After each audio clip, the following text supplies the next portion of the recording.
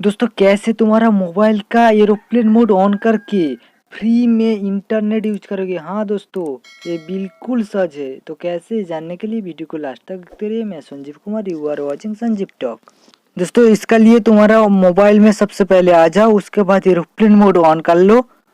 मैं ऑन कर लिया। उसके बाद कॉल डायलर में आ जाओ। उसके बाद यहाँ पे टाइप करो *#4636###। उसके बाद दोस्तों तो थोड़ा स्क्रॉल, एक नंबर सिम को चूज कर लो। उसके बाद थोड़ा स्क्रॉल करके नीचे आ जाओ। देख सकते हो मोबाइल रेडियो पावर, वो ऑन कर लो। मैं ऑन कर लिया। देख सकते हो दोस्तों, मैं यूट्यूब ओपन कर रहा हूँ। मेरा यूट्यूब वीडियो प्ले हो रहा है।